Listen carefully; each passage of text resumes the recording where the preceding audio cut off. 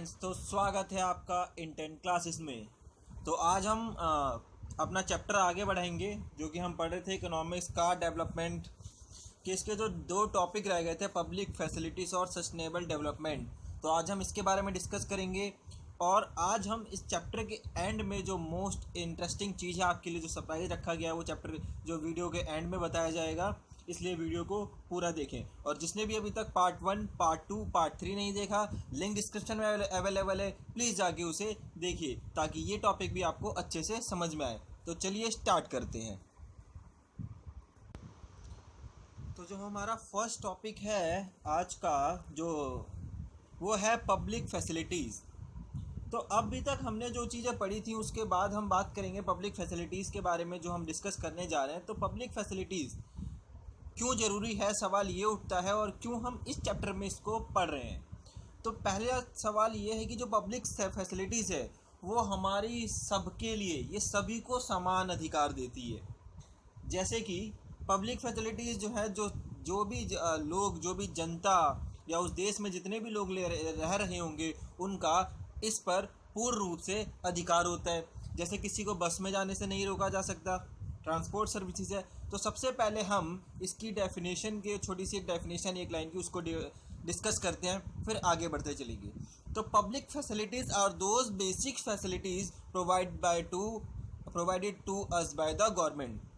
तो सबसे पहला जो पॉइंट हमने पढ़ा अभी तक, वो हमने क्या पढ़ा कि जो पब्लिक फैसिलिटीज़ है, याली लाइन में आप देखेंगे, जो पब्लिक फैसिलिटीज़ है वो बेसिक फैसिलिटीज़ है जो हमें गवर्नमेंट के द्वारा दी जाती है।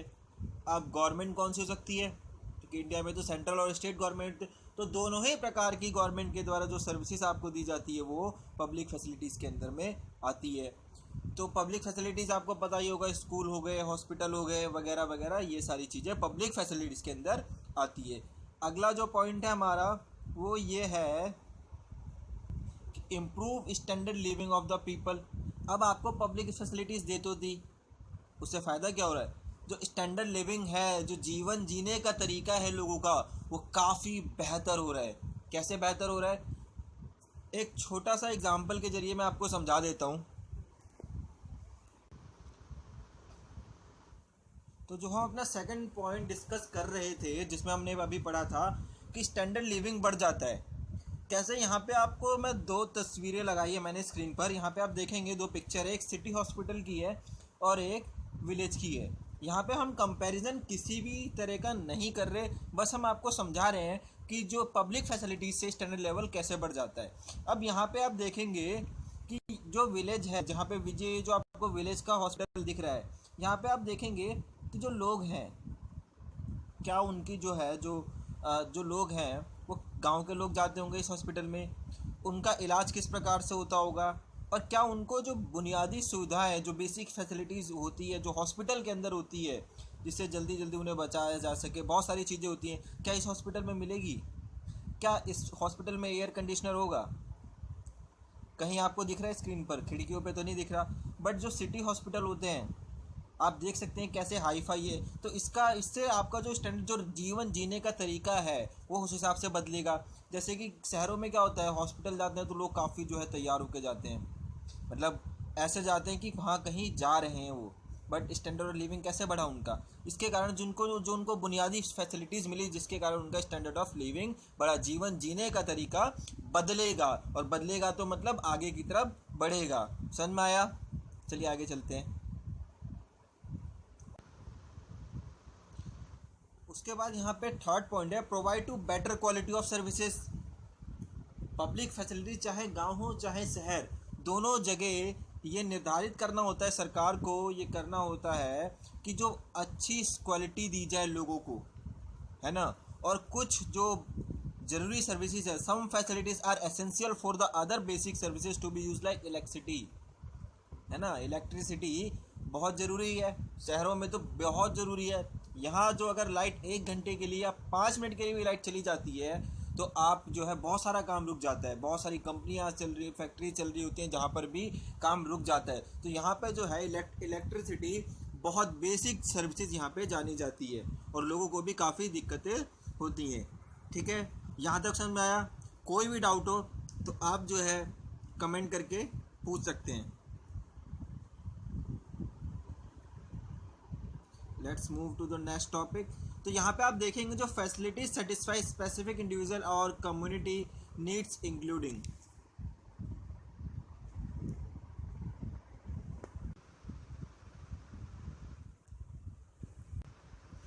तो जो फैसिलिटीज सेटिस्फाई करती है हर एक के नीड्स को और कम्युनिटी के नीड्स को, सबसे पहले आती है उसमें सेफ्टी एंड सिक्योरिटी।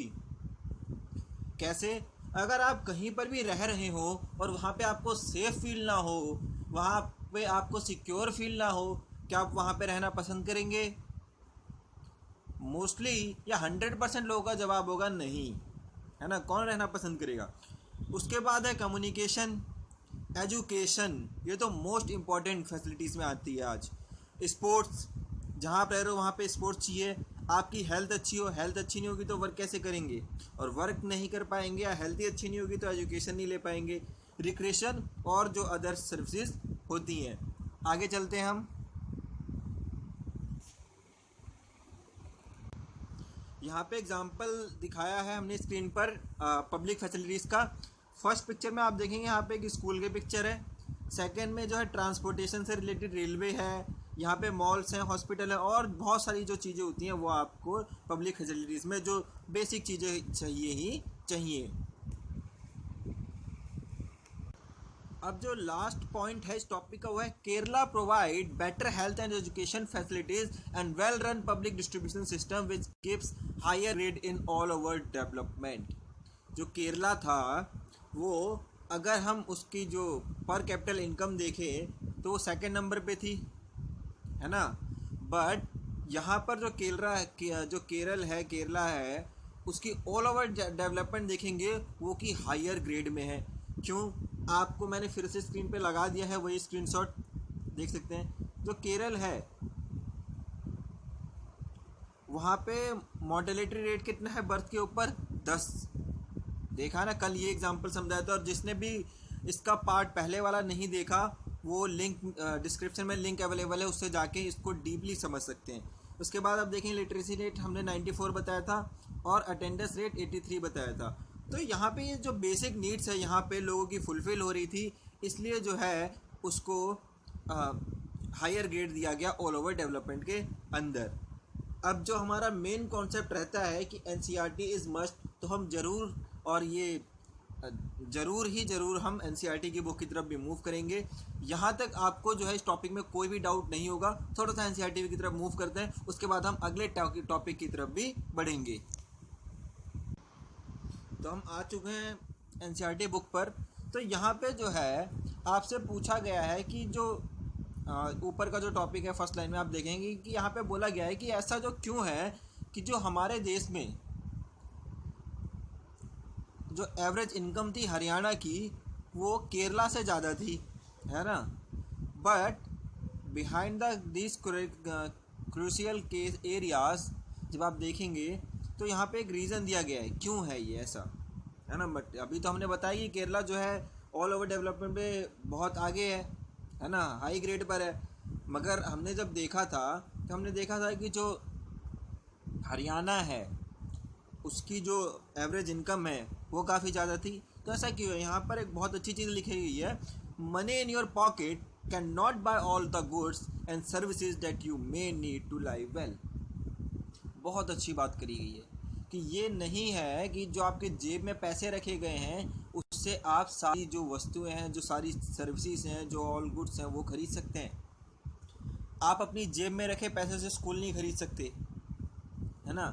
अगर कुछ लोग बोलेंगे नहीं खरीद सकते हैं, अगर ज़्यादा पैसा हो, टाटा बिरला अंबानी की तरह हो, तो वो कुछ लोग बोलेंगे कि नहीं खरीद तो सकते हैं।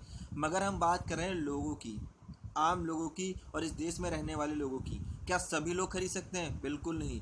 आपकी जेब में पैसे हैं, आप जो अपनी ज़रूरत की जो कुछ सर्विसेज हैं वो जो बेसिक सर्विसेज हैं वो खरीद नहीं सकते हैं। जो सभी वस्तुएं नहीं खरीद सकते, आप बसें नहीं खरीद सकते। तो ये यहाँ पे बहुत सारी चीज़ें अच्छी जो ये लाइन थी यहाँ पे दी गई है। यहाँ पे उसके बाद मेरे को लगता है कि आपको समझ में आ गया होगा, यहाँ पे कुछ समझाने के लिए तो एक्स्ट्रा नहीं है।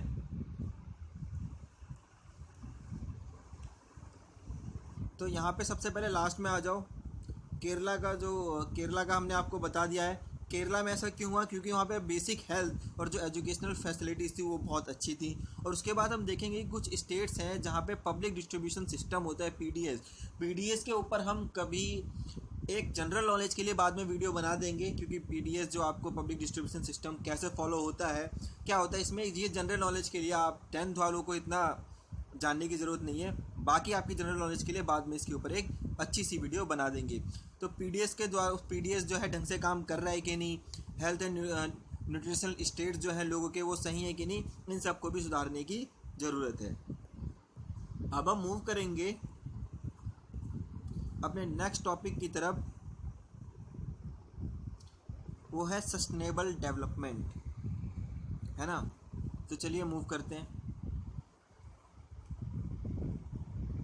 तो यहाँ पे एक छोटा सा पैरा था, उसे हम देख नहीं पाए थे। यहाँ पे आप देखेंगे, यहाँ पे लिखा है कि ये जो है सरप्राइजिंग नहीं है कि हमारे देश से छोटी छोटी कंट्रीज़, हमारे बगल में एक श्रीलंका है ना, आपने देखा होगा मैप के नीचे छोटा सा, और भारत, महान भारत, विशाल भारत, हमारा जो नेबरहुड है, हमारे जो छोटी छोटी कंट्रीज़ हैं हमसे छोटी छोटी, जैसे श्रीलंका है, उसकी वो हर फील्ड में इंडिया से आगे है और जो है बेटर रैंक पा रहा है। क्यों? अब इसके लिए आपको टेबल 1.6 देखनी पड़ेगी। नेपाल का और बांग्लादेश का भी इसने लॉ पर कैपिटल इनकम यहाँ पे बताया गया है। सबसे पहली बात कि हमें जो है बहुत सारी इम्प्रूवमेंट करनी होगी HDI में, है ना, और हिंदी में बोले तो मानव विकास सूचकांक, ठीक है, ह्यूमन डेवलपमेंट रिपोर्ट के अंदर बहुत सारी। तो ये जो pre fixing human development report होती है, इसका जो मेन इम्पॉर्टेंट लक्ष्य होता है वो होता है डेवलपमेंट, ठीक है, उसकी कंट्री का डेवलपमेंट और उसके लोगों का डेवलपमेंट, जैसे कि हेल्थ, ठीक है, और बहुत सारी चीज़ें अच्छी होनी चाहिए। यहाँ पे एक सवाल पूछा गया है, और NCERT में सवाल बहुत अच्छे होते हैं।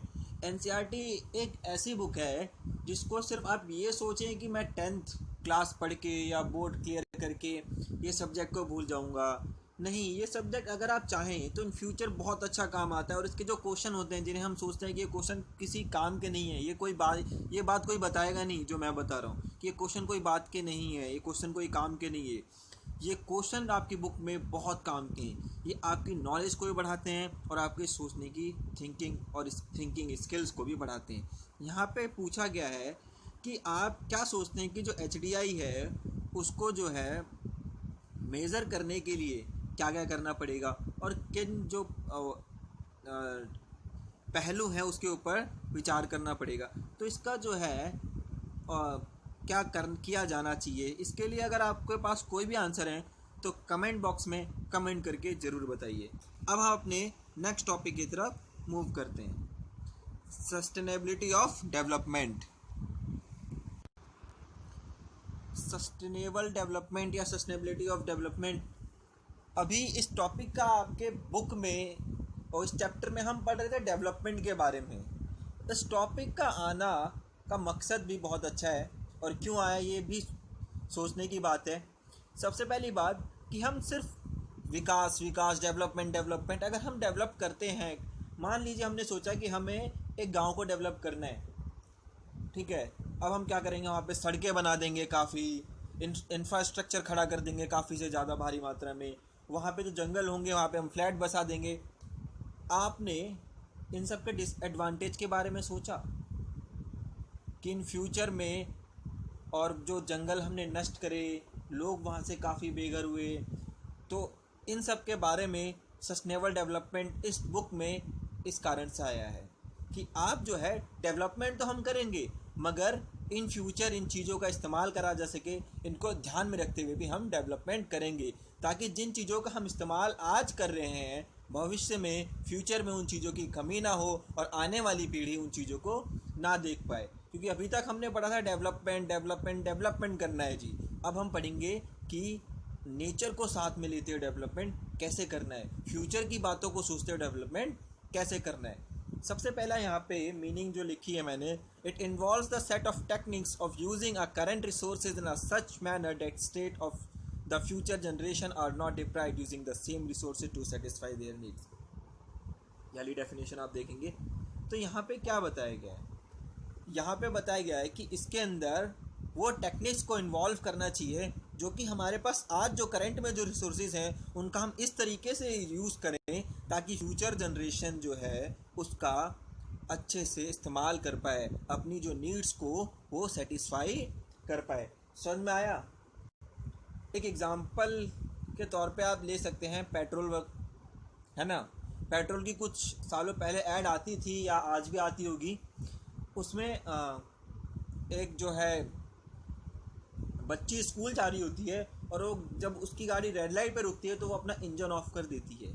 तो यहाँ पे वो लोग पेट्रोल बचाने की बात कर रहे थे, ठीक है, बट यहाँ पे वो सस्टेनेबल डेवलपमेंट की भी बात कर रहे थे। इन फ्यूचर अगर आज के टाइम पे पेट्रोल बचाया जाएगा तो आने वाली पीढ़ी जो है, फ्यूचर जो पीढ़ी जो आएगी उसको कोई दिक्कत नहीं होगी। अगली डेफिनेशन यहाँ पे लिखी है, the use of renewable and non renewable resources in manner that satisfy our current needs but does not compromise the future availability of resources. यहाँ पे भी ये बताया गया है कि रिन्यूएबल और नॉन रिन्यूएबल रिसोर्सेज को इस प्रकार से यूज़ करना आज के हिसाब से कि फ्यूचर जनरेशन को कोई कॉम्प्रोमाइज़ ना करना पड़े। समझ में आया? अब यहाँ पे दो वर्ड आए थे, रिन्यूएबल एंड नॉन रिन्यूएबल। ये क्या होते हैं इनको आपको मैं छोटे से में समझा देता हूँ।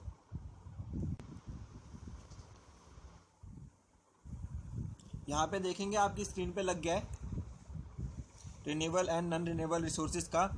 तो रिन्यू, यहीं से वर्ड को ले लेते हैं हम। यहाँ पे आप देखेंगे ये जो रिन्यू वाला वर्ड है और नॉन रिन्यू, रिन्यू मतलब कोई भी चीज़ जो दोबारा से बन सकती है। कैसे? रिन्यूएबल रिसोर्सेज वो रिसोर्सेज होते हैं जो कि नेचर के अंदर अपने आप दोबारा बनते रहते हैं, और नॉन रिन्यूएबल रिसोर्सेज वो रिसोर्सेज होते हैं जो एक बार ख़त्म होने के बाद दोबारा खुद ब खुद जनरेट नहीं हो सकते। इनको काफ़ी लंबा टाइम लग जाता है जनरेट होने में। जैसे हमारा पेट्रोलियम है, उसको जो है अप्रॉक्स 1000 ईयर लगते हैं, है ना।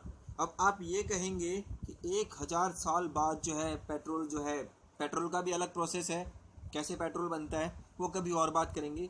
तो जो पेट्रोल जो है वो इतने टाइप पे बनता है, तो ये भी नॉन रिन्यूएबल रिसोर्स है, क्योंकि आज पीढ़ी ने ख़त्म करा, 100 साल बाद अगर ख़त्म हो जाए तो 1000 साल बाद वेट करना पड़ेगा, और 1000 साल बाद किसको क्या पता क्या होगा, है ना। तो रिन्यूएबल रिसोर्सेज कौन सी होती है? वो रिसोर्सेज जो नेचर में खुद ब खुद रिन्यू हो जाती है।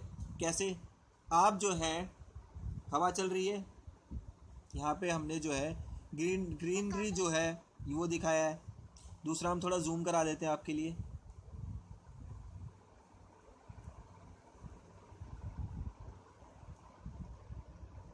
यहाँ पे देखेंगे आप जो है सोलर एनर्जी से विंड एनर्जी से वर्क करा जा रहा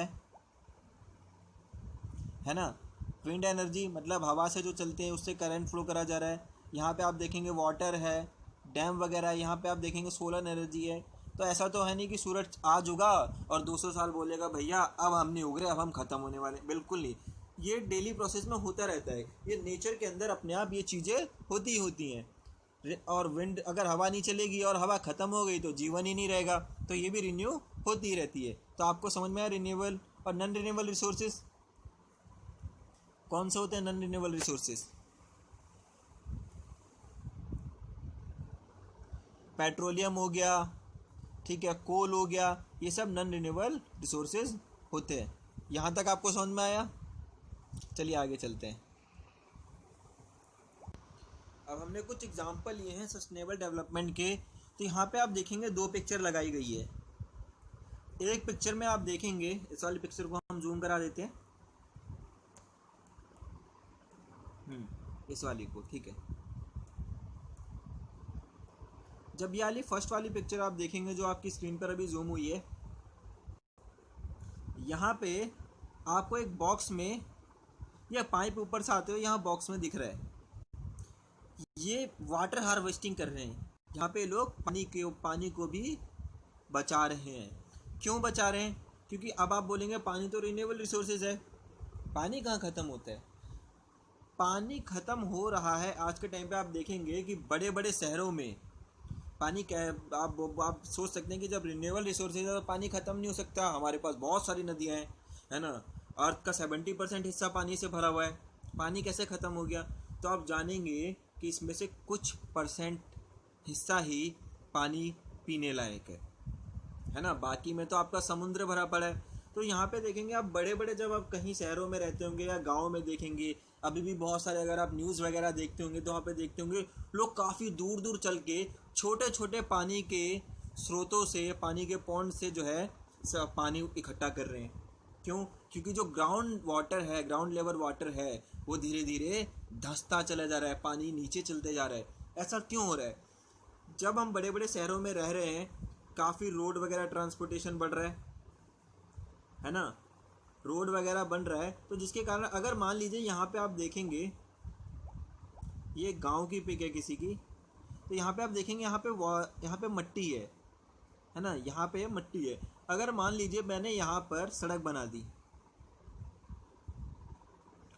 और इधर घर बना देते हैं, ये पेड़ वगैरह हटा दिए गए और यहाँ पे घर बना दिए काफ़ी बड़ी संख्या में, यहाँ पे इसको सोसाइटी टाइप में बसा दिया गया, ठीक है। अब जब ऐसा होगा, जब यहाँ पे घर बन जाएंगे, पेड़ वगैरह बन जाएंगे, तो क्या जो बारिश का पानी आएगा वो वापस ज़मीन में जाएगा? नहीं, क्योंकि यहाँ पे क्या होगा, यहाँ पे बना दिया आपने रोड, है ना, यहाँ पे कंक्रीट वगैरह बना दी, और आप जो ग्राउंड लेवल है वो काफ़ी ज़्यादा यूज़ कर रहे हैं, है ना। लोगों को पानी चाहिए, छोटे छोटे काम के लिए हमें पानी चाहिए, काफ़ी लोग पानी वेस्ट भी करते हैं। अब यहाँ पे लोग पानी यूज़ कर रहे हैं, बट जब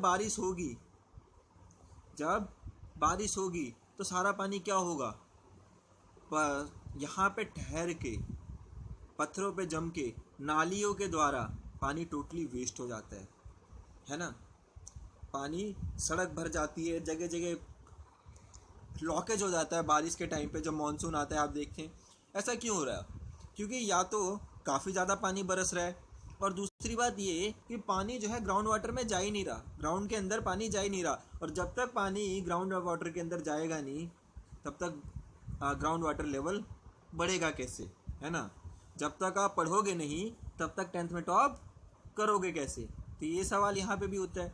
अब आपको हम दूसरी टेक्निक यहाँ पे दिखाते हैं स्क्रीन पे, इस वाली पिक्चर को जूम कराते हैं। यहाँ पे ये लोग जो है गोबर गैस के लिए प्लांट बना रहे हैं, जिसके कारण क्या होगा, जो हम अपने घरों में गैस यूज़ करते हैं एलपीजी और सीएनजी सिलेंडर की, एलपीजी सिलेंडर की, सीएनजी गाड़ियों में यूज़ होती है। तो एलपीजी जब हम यूज़ करते हैं, लिक्विड पेट्रोलियम गैस जो आपके घर में आता है कनेक्शन, ये कहाँ से आता है ना, ये भी तो हमारा नॉन रिन्यूएबल रिसोर्सेज है।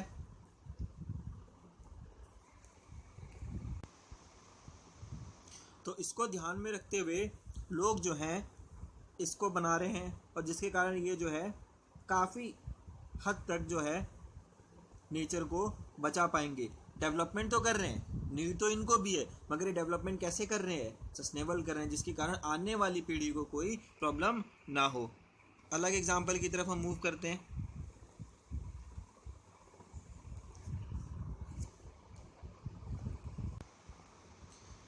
अब हम डेवलप कैसे कर सकते हैं? तो दूसरा हमें कि हमें जो है इलेक्ट्रिसिटी बहुत सारी चाहिए। जब आपको इलेक्ट्रिसिटी बहुत सारी चाहिए तो आप उसके लिए क्या कर सकते हैं? सरकार जो है बहुत सारे स्तरों पे सोलर प्लांट लगा रही है, ऐसे बड़े बड़े प्लांट लगाती है, जिसके कारण जो है जो इलेक्ट्रिसिटी बनती है उसका प्रोसेस भी आपको पता ही होगा। नहीं पता होगा तो हम आने वाले इन फ्यूचर जनरल नॉलेज के लिए हम ये वीडियो आपके लिए बना देंगे।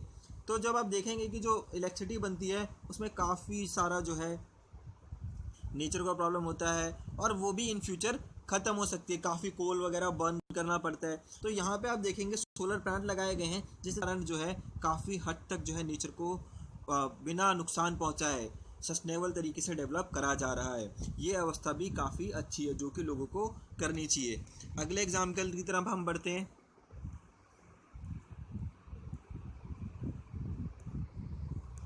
अब यहाँ पे आपको जो है याली पिक दिख रही है, सेकंड वाली, जहाँ पे हाँ ब्लैक कर रही है, ठीक है, हाँ यहाँ पे आप देख रहे हैं कि इन फ्यूचर हमारी जो अर्थ है वो कैसी होते जा रही है, पहले कैसे थे हम और अब कैसे होते जा रहे हैं। यहाँ पे आपके सामने स्क्रीन पर जो पिक लगी है उसमें आप देखेंगे कि अभी हाल फिलहाल में ही आपकी अर्थ का टेम्परेचर जो है, अर्थ का जो टेम्परेचर है वो बढ़ रहा है, धीरे धीरे अर्थ का टेम्परेचर बढ़ रहा है। कभी अचानक से भूकंप आ रहे हैं, ठीक है, कभी टेम्परेचर अभी दिल्ली का पिछले कुछ एक हफ्ते के अंदर 47 डिग्री तक टेम्परेचर पहुंच गया था। तो ऐसा क्यों हो रहा है? हम जो है काफ़ी डेवलपमेंट के साथ काफ़ी ऐसी ऐसी चीज़ें यूज़ कर रहे हैं जो हमारे नेचर को इफ़ेक्ट करती है। जैसे कि हम क्या कर रहे हैं, सबके घर में जो है ज़्यादातर मोस्टली शहरों में एसी लग गया है घरों में, ठीक है, सबके घर में फ्रिज है, जिसके कारण क्या होता है, बहुत सारी ऐसी गैसें जो होती हैं हमारे इन्वायरमेंट की तरफ मूव करती है। फ्रिज और एसी से सबसे ख़तरनाक गैसें क्लोरोफ्लोरो कार्बन जो निकलती है वो भी हमारी ओजोन को सबसे ज़्यादा नुकसान पहुंचाती है। हार्मफुल अल्ट्रावायलेट रेज जो है वापस जारी होती हैं, बहुत सारी चीज़ें जो है हमारी अर्थ से मूव करती हैं, जिसके कारण जो ओजोन लेयर है, जो सूर्य की जो किरणें होती है, सूरज की जो रेज होती हैं उनको छान के हमारे तक पहुंचाती है, जाकि हम जो है उससे जल ना जाए, वो अब डायरेक्टली अर्थ के अंदर एंटर कर जाती है। क्यों हो रहा है ऐसा? क्योंकि ओजोन लेयर डिप्लेशन हो रहा है, ठीक है। ओजोन लेयर डिप्लेशन किसके कारण से हो रहा है? हम जो है डेवलपमेंट के साथ साथ नेचर को ध्यान नहीं दे रहे हैं। यहाँ पे आप देखेंगे जो है ओजोन लेयर डिप्लेशन होने के साथ जो है सूरज की गर्मी बहुत तेज़ हो जाती है, अर्थ का टेम्परेचर बढ़ने लग जाता है, अर्थ जलने लग जाती है। यहाँ पे आप देखेंगे कि कंप्लीट जो है ग्लोबल टेम्परेचर दिखाया गया है, ये 1901 से 2070 तक का है, और उसके बाद 1998 से 2070 तक का टेम्परेचर कैसे बढ़ा है, कैसे चेंज हुआ है। आप देखेंगे पहले अर्थ जो है कहीं कहीं पर रेड बॉल्स हैं, यानी अर्थ यहीं पर टेम्परेचर इनका गर्म था। अब देखेंगे अर्थ का मोस्टली हिस्सा जो है गर्म टेम्परेचर की मार झेल रहा है।